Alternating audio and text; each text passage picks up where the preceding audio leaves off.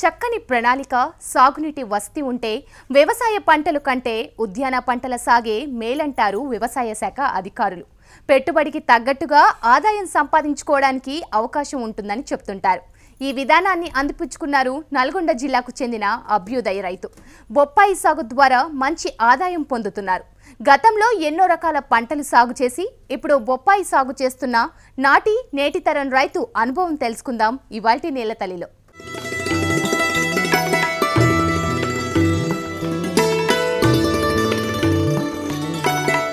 సుదీర్ఘకాలం పాటు వ్యవసాయం చేస్తున్న రైతులు ఒకే పంటను సాగు చేస్తుంటారు. కానీ కొంతమంది రైతులు ప్రతిసారి ఒకే పంట సాగు చేయకుండా పంట మార్పిడి చేస్తూ ఎప్పటికప్పుడు తమ ఆదాయాన్ని పెంచుకుంటుంటారు. ఈ విధానంలో ముందున్నారు నల్లగొండ జిల్లాకు చెందిన ప్రభాకర్ రెడ్డి. తిప్పర్తి మండలం మర్రిగూడ గ్రామానికి చెందిన ఈ రైతు గతంలో కంది, పత్తి, పెసర వేసేవాళ్లు. వాటిలో ఆశించిన లాభాలు లేకపోవడంతో కొన్ని రోజుల పాటు డైరీ ఫామ్ నడిపించారు. అనంతరం గొర్రెల పెంపకం చేపట్టిన అందులో నష్టాలు రావడంతో బొప్పాయి సాగుకు వచ్చారు. అయితే ఇప్పుడు బొప్పాయి సాగు మంచి లాభాలను ఇస్తుందని చెబుతున్నారు. పంట సాగుపై తన అనుభవాలను తోటి రైతులకు వివరిస్తున్నారు.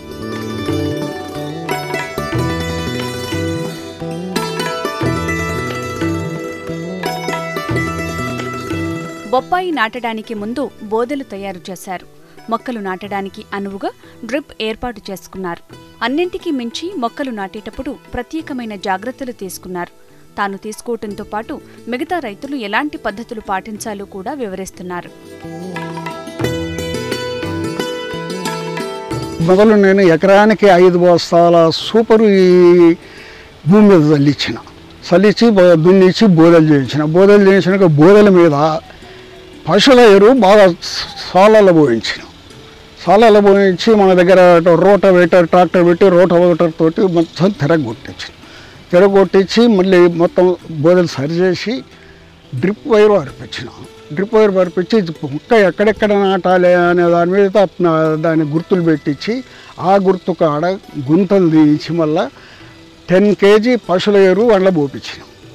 10 kg పోపించి దాని మీద సూపర్ వేపించి మొత్తం తిరగ నరికించి మళ్ళీ బోదెలు సరి చేసి ఒక 5 రోజులు డ్రిప్ను వదిలితే మొత్తం ఆ కట్టరు బోదంతా నాణ్యాక మొక్క నేనే సారిన 786 అని రెడ్ లేడీ ఇత్తనం తీసుకొచ్చుకొని నేనే నారు దారుకొని వాటర్ షెడ్ నెట్ కింద వాటర్ సాదుకొని నేనే మొక్కలు వేయించిన. మొక్కను జాతేటప్పుడే రైతు చాలా జాగ్రత్త తీసుకోవాలి. దానికి ముడత తెగులు వస్తుంటుంది. అందులో కూడా నారు జాదేటప్పుడే ఏరుకుళ్ళు వస్తుంది. వాటికన్నిటికీ ట్రీట్మెంట్ కరెక్ట్ చేసుకొని అనుభవంతోటి మనకు ఫస్ట్ టైం చేసే వాళ్ళకి అనుభవం లేకున్నా అనుభవం ఉన్న రైతునైనా సరే హార్టికల్చర్ వాళ్ళనైనా సరే ఒక సలహా తీసుకొని వాళ్ళతోటి చేసుకుంటూ వచ్చాను నేను. సరే మొక్క మంచిగా వచ్చింది, వేసినాం. కానీ మొక్కలు వేసేటప్పుడు జాగ్రత్త తీసుకోవాలి. నిటారుగా వేయాలి మొక్కను. ఏమాత్రము ఒక 10 degrees పక్కకు ఇట్లా వంకర వచ్చినా కూడా చెట్టు వంకర పోయే ఆస్కారం ఉంటుంది. ఆ వంకర పోయినాక క్రాప్ ఎక్కువ వస్తుంది. వంకర చెట్టుకే క్రాప్ ఎక్కువ వస్తుంది. క్రాప్ ఎక్కువ వచ్చినప్పుడు ఆ చెట్టు కూలిపోయే ఆస్కారం ఉంటుంది. బొప్పాయికి వచ్చేది ఏంటంటే నీటి ప్రాబ్లం. నీరు బాగా ఉండాలి. నీరు తక్కువ ఉంటే నీకు పూత రాదు. ఏమైనా నిటారు కొట్టి చెట్టు పెరగవలసిందే కానీ పూత రాదు నీళ్ళు లేకుంటే. అయితే క్రాపు మనకు చెట్టు మొదలు 1.5 feet నుంచి క్రాప్ వచ్చేటట్టు ఏర్పాటు చేసుకోవాలి. అప్పుడే రైతుకు లాభం. ఏదో చెట్టు ఇంత ఎత్తు పెరిగి ఇంత సన్నగా ఉండి ఇంత ఎత్తు పెరిగినాక చెట్టు పెరుగుతుందని రైతు తృప్తి పడవద్దు.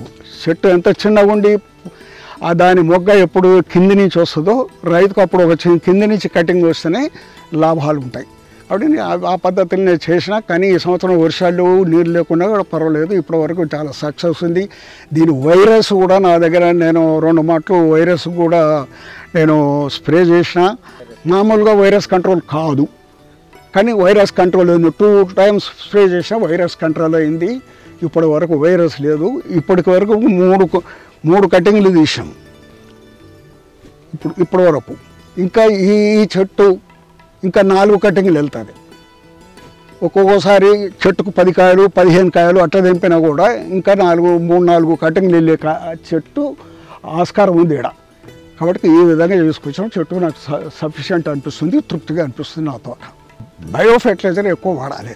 ఏది వాడినా గ్రోమోర్ వాళ్ళు అది వాడినా అది వాడినా, కానీ ఈ ఫెర్టిలైజర్స్ కూడా మిగతా అన్ని వాళ్ళు ఓన్లీ 14, 35, 14, 10, 26, 26 దీనికి వాడవలసింది. మిగతా అన్ని అడవులుగా ఇప్పుడు డిఏపీలు అడవులుగా దీనికి వాడితే పొప్పై తట్టుకోలేదు. ఇంకొకటి ఏంటంటే మెయిన్ నాకు తెలియకుండా ఒకసారి నేను చేసిన పొరపాటు ఏంటంటే ప్రొఫైల్డోఫాసు స్ప్రే చేసాం. రైతు ఎప్పుడైనా పొప్పైకి ప్రొఫైల్డోఫాసు స్ప్రే చేయకూడదు. అది చేస్తే దాంతో చాలా నష్టము. దాంతో నాకు ఒక క్రాప్ పోయింది, 3 లక్షలు పోయినాయి ఒక్క చిన్న తప్పు వల్ల. కాబట్టి ప్రొఫైల్డోఫాస్ అనేది ఎప్పుడు పొప్పైకి చేయకూడదు. కొత్త రైతులు ఎప్పుడైతే దీంట్లోకి ఎంటర్ రైతులు ప్రొఫైల్డోఫాస్ పొప్పై జోలికి పోవద్దు. అంతర పంటలు బొప్పాయిలో వేయచ్చు, కానీ నీళ్ళు ఉన్నప్పుడు అంతర పంట దీంట్లో వాళ్ళు పసుపు వేసుకోవచ్చు, ఇది అల్లం వేసుకోవచ్చు. అయితే వాటర్ కూడా కావాలి దానికి. ఈ సంవత్సరం వాటర్ లేదు కాబట్టి ఏ రైతు అట్లాంటి పని చేయడు.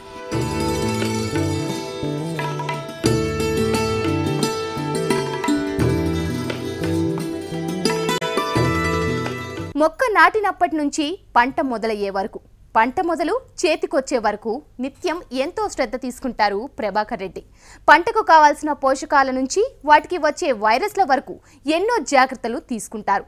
తాను తీసుకునే శ్రమను తనను లాభాల బాటలో నడిపిస్తుందని అంటున్నారు ఈ అభ్యుదయ రైతు.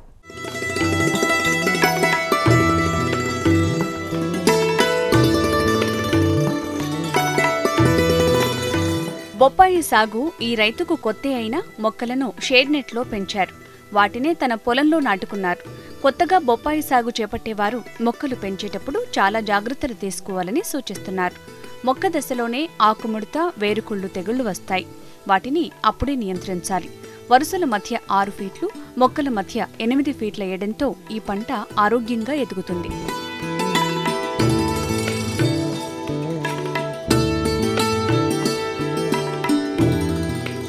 పశువుల ఎరువు దొరికితే ఇంకా 2 కాదు 3 సార్లు పశువుల ఎరువు వేసుకోవచ్చు. ఇప్పుడు పశువుల ఎరువు మనకు అందుబాటులో లేదు కాబట్టి ఈ ఫెర్టిలైజర్స్ ఏది ఇస్తున్నాం మేము. ఇప్పుడు ఇది ఆల్రెడీ పశువుల ఎరువు వేసింది, ఈ దాకా క్రాప్ తీసుకున్నాం అనుకోండి. ఇప్పటి వరకు 2-3 కటింగ్లు అయినాయి. ఇంకా ఈ క్రాప్ తోటి 1, 2, 3 ఇంకో దాంతో 4 కటింగ్లు వస్తుంది ఈ చెట్టు. ఏ రైతు అయినా పశువుల ఎరువు దొరికే రైతు ఎవరైనా ఉంటే దీనికి నెలకు ఒకసారి పశువుల ఎరువు వేసుకున్న రైతు అయితే చాలా కాయ సైజు వస్తుంది, దాని షైనింగ్ వేరు వస్తుంది, కాయ కుళ్ళు తక్కువ వస్తుంది. ఇది పండు తొందరగా ఈ ఫెర్టిలైజర్కు పడినంత తొందరగా కాయ పండదు. పశువుల ఎరువు వేసుకునే రైతు ఉంటే పశువుల ఎరువు వేసుకోవడం చాలా ముఖ్యం దీనికి. ఇక దానికి తోడు సరే వేపపిండి, ఆముద పిండి వేసే రైతు ఉంటే అట్లా వేసుకున్నా కూడా ఈ పొప్పైకి చాలా మంచిది. మొక్కకి ఈ మధ్య బోధ మీద 6 ఫీట్లు పెట్టాము. మొక్క మధ్య వెడల్పు 8 ఫీట్లు. ఇది ఇంతవరకు సరిపోద్ది. ఇంతకన్నా పెడితే మనకు చేను మొక్కలు ఆసైతం అని పెట్టాము. సరే 7 ఫీట్లు పెడితే మాత్రం ఇది అది అంతా దగ్గర కప్పకపోయే ఆలోచన. మనం ఇప్పటికే ఆ కమ్మ ఈ పంగా వచ్చినాయి, లోపలికి వచ్చినాయి. ఇంతకన్నా వెడమవద్దు, దగ్గర ఇంత పెడితే మనకు సఫిషియెంట్గా అనిపించింది. మనం రైతు పెట్టేది సరే, పెట్టిన రైతు ఉంటాడు, పెట్టని రైతు ఉంటాడని ఎకరానికి దాదాపు ₹1,00,000 ఖర్చు వస్తుంది చివరిదాకా. నీకు అనిపోయినా కూడా 3-4 లక్షలు ఎకరం మీద మిగులుతుంది. మనకు ఇది క్రాప్ వచ్చేది 7th మంత్కు క్రాప్ కటింగ్ స్టార్ట్ అవుతుంది. తర్వాత 10-12 నెలలు మనం క్రాప్ తీసుకోవచ్చు. ఇప్పుడు 3 కటింగ్లు చేసాము, ఇంకా 4 కటింగ్లు ఇప్పుడే ఉంది చెట్టు మీద. ఇంకా చెట్టు ఎదిగి పూత పూస్తే ఇంకా 3 కటింగ్లు రావచ్చు.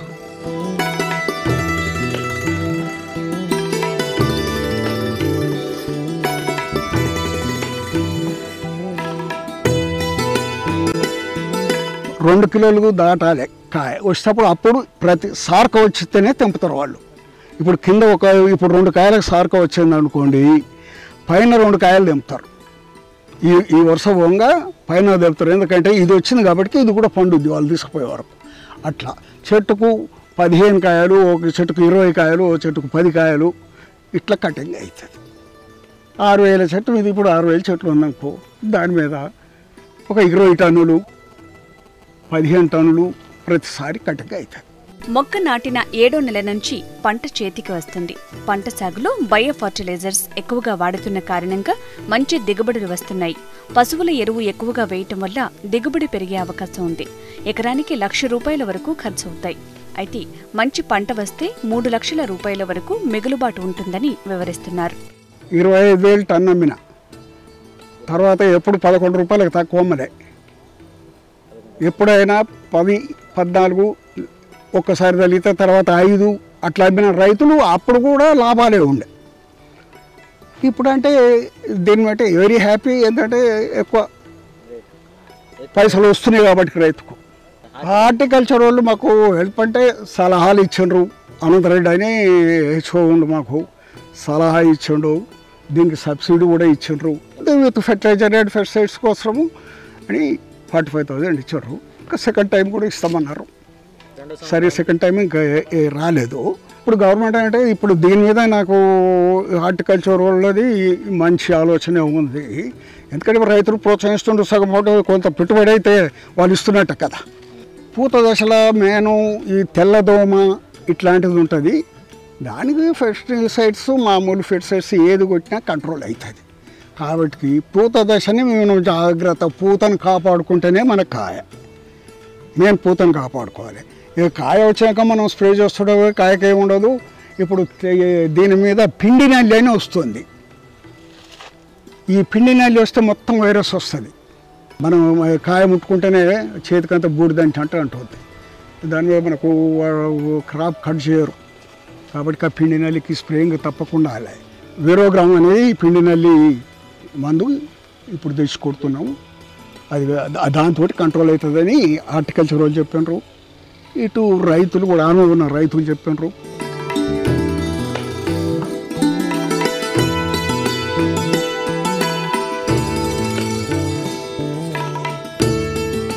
ఉద్యాన పంటలతో రైతుకు ఎక్కువ ఆదాయం ఉన్న కారణంగా ఉద్యాన శాఖ రైతులను ప్రోత్సహిస్తోంది.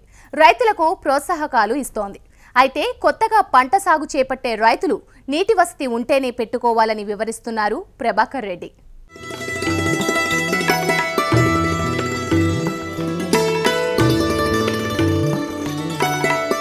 ప్రత్యేకమైన శ్రద్ధ, అంతకు మించిన ముందు చూపుతో పంట సాగు చేయటం వల్ల మంచి దిగుబడులు ఉంటాయంటున్నారు ప్రభాకర్ రెడ్డి. పూత కాపాడుకుంటేనే మంచి దిగుబడి వస్తుంది. రైతులు ఈ విషయాన్ని గుర్తుంచుకోవాలి. వైరస్ను అరికట్టడం ద్వారా ఎక్కువ దిగుబడి రావటానికి అవకాశం ఉంది. ప్రధాన సమస్య అయిన పిండి నల్లికి పరిష్కారాలు వివరిస్తున్నారు.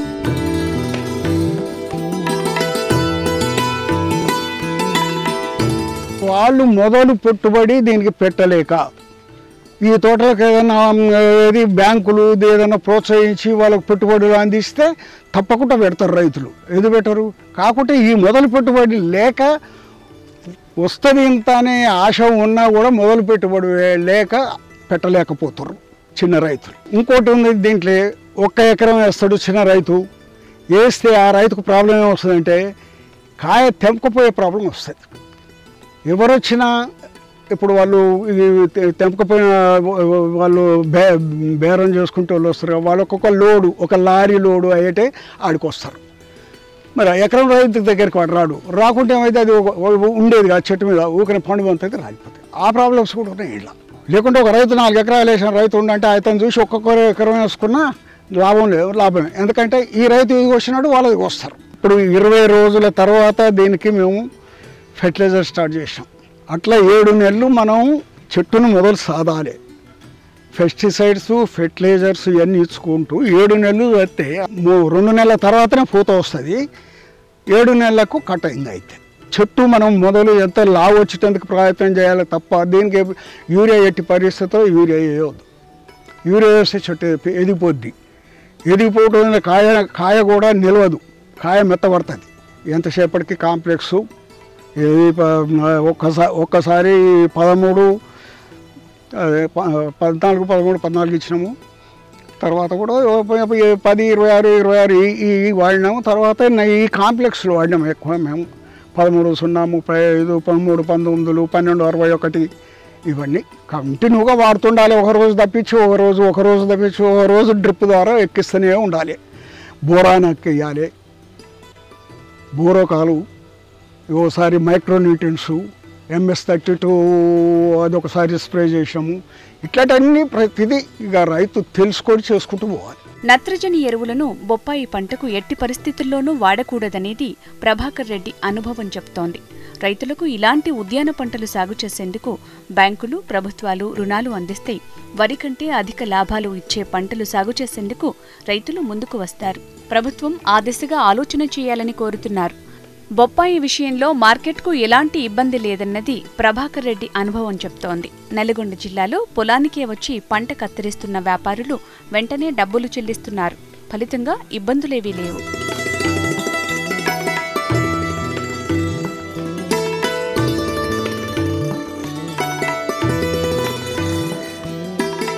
ఏదైనా పండు రాలిద్దనుకో, ఈ ఆకు రాలిద్దనుకో, ఇట్లా ఒకటి వర్షం లేనప్పుడు ఇది అంతా తేట ఉంటుంది. వర్షాలు వచ్చినాయనుకో ఈ ఆకు ఈ పచ్చాకు తెల్లాకు ఉంటుంది, అది కుళ్ళుతుంది. కుళ్ళిపోయి దాని మీద దోమ వస్తుంది. ఆ దోమ మళ్ళీ దీని మీదకి ఎఫెక్ట్ అవుతుంది. అట్లా ఉండకుండా మేము ఏం చేస్తాం, ఎప్పుడైనా మీరు కింద చూసుకోండి, ఎప్పుడైనా తేడా చేస్తుంటాం. ఇప్పుడు రాలిన ఆకు ఉంది, ఒట్టి ఆకు, దీన్ని కూడా మళ్ళీ ఒకరోజు అంతా తేడా తీసేస్తూనే ఉంటాం. వర్షం పడితే ఇప్పుడు కూడా ఉంచాం. ఇప్పుడు వర్షం లేదు కాబట్టి ఉన్న నష్టం లేదు. అందుకని ఎందుకంటే కుళ్ళుతుంది, ఇదంతా చీకిపోయినట్టు అవుతుంది. దీంతో మనకు ఎరువు కొన్న నష్టం, దోమ నష్టం ఉంటుంది. కాబట్టి అది అట్లా ఉంచాం. ఎప్పుడు తేడా చేయాలి. మార్కెటింగ్ ప్రాబ్లం లేదు. ఇప్పుడు కాయ చూడండి, ఈ కాయ ఇప్పుడు సైజుకి వచ్చింది, కటింగ్కి వస్తుంది. ఈ సార్క రావాలి. ఇంకా ఈ సార్క వచ్చినాక ఈ ఒక్క కాయకు సార్క వస్తే ఈ లైన్ కాక ఈ పై లైన్ కూడా కట్ చేస్తారు. ఎందుకంటే వాళ్ళకి తెలుసు ఇది అయ్యింది కాబట్టి ఇది కూడా పండుకొచ్చింది అనేది. వాళ్ళే బిజినెస్ చేసుకుంటారు, వాళ్ళే మన దగ్గరికి వస్తారు, వాళ్ళ లేబరే వస్తారు, వాళ్ళే కటింగ్ చేసుకుంటారు, వాళ్ళే ప్యాకింగ్ చేసుకుంటారు, వాళ్ళే లోడ్ చేసుకుంటారు. మనకు నో ప్రాబ్లం. వాళ్ళు ఎప్పుడైతే కాంటా కాడికి పోతారో కాంటా వేసుకొని ఎన్ని టన్నులు అయితే అన్ని టన్నుల వేసుకొని మనకు ఇచ్చిపోతారు మాట్లాడుకునే ధర ప్రకారం. ఏ ధర మాట్లాడుకుంటాం బిఫోర్ మాట్లాడుకుంటాం కాబట్టి దాని ప్రకారం అడ్వాన్స్ కూడా మొదలు పెడతాడు. వాడు తెంపే ముందని ₹1,00,000 అడ్వాన్స్ పెడతాడు, పెట్టి తెంపుతాడు. మిగతా డబ్బులు ఆ కాంటా కాడికి పోయినాక రైతుకు ఇస్తాడు, వెళ్ళిపోతాడు. మొత్తంగా ప్రభాకర్ రెడ్డి అనుభవం నుంచి మనం ఒక విషయాన్ని గుర్తుంచుకోవాలి. లాభం వచ్చిందని వేసిన పంటను మళ్లీ అదే భూమిలో వెయ్యరు. ఫలితంగా మంచి దిగుబడులతో పాటు లాభాలు వస్తున్నాయి.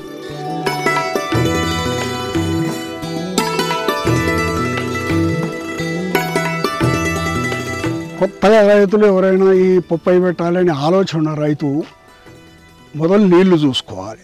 నీళ్ళు 2 ఇంచులు కరెక్ట్ 2 ఇంచులు ప్రెషర్గా పోసేదానికైతే 3-4 ఎకరాల సేద్యం చేసుకోవచ్చు.